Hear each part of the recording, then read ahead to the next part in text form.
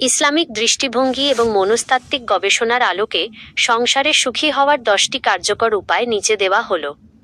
পরস্পরের প্রতি সম্মান প্রদর্শন। ভালোবাসার চেয়েও দামি হলো সম্মান।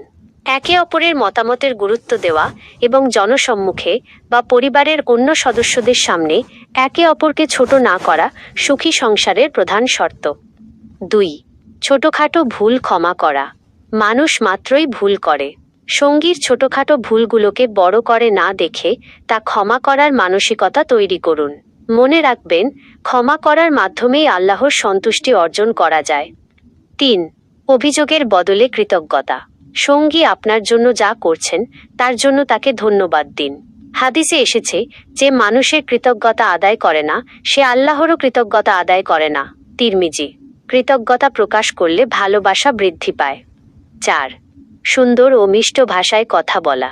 কথার মাধ্যমে মানুষ জয় করা যায়, আবার কথা দিয়েই মানুষের মন ভেঙে চুরমার করা যায়। রাগ বা ঝগড়ার সময়ও অসংলগ্ন কথা বলা থেকে বিরত থাকুন। সবসময় হাসি মুখে কথা বলার চেষ্টা করুন। 5. একে অপরকে সময় দেওয়া, কোয়ালিটি টাইম। ব্যস্ততার মাঝেও প্রতিদিন অন্তত কিছুটা সময় একান্তভাবে একে অপরকে দিন।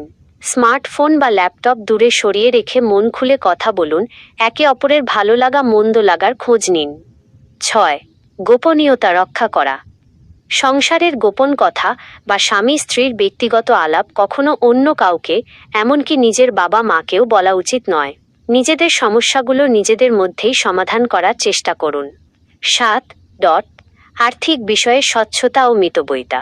আর্থিক টানাপোড়েন অনেক সময় অশান্তির কারণ হয়, তাই আয়ের সাথে ব্যয়ের সামঞ্জস্য রাখুন এবং অপচয় এড়িয়ে চলুন। পরস্পরের আর্থিক অবস্থা বুঝে সহযোগিতা করুন। 8. ধর্মীয় অনুশাসন পালন। পরিবারে দ্বীনি পরিবেশ বজায় রাখুন। স্বামী স্ত্রী মিলে জামায়াতে নামাজ পড়া, কুরআন তিলাওয়াত করা বা ইসলামিক আলোচনা শোনা মনে প্রশান্তি আনে। যে ঘরে আল্লাহর স্মরণ হয় সেখানে বরকত ও সুখ নেমে আসে। 9. শ্বশুরবাড়ির লোকদের সাথে সুসম্পর্ক। সঙ্গীর বাবা মা ও ভাই বোনদের নিজের পরিবারের সদস্য মনে করুন।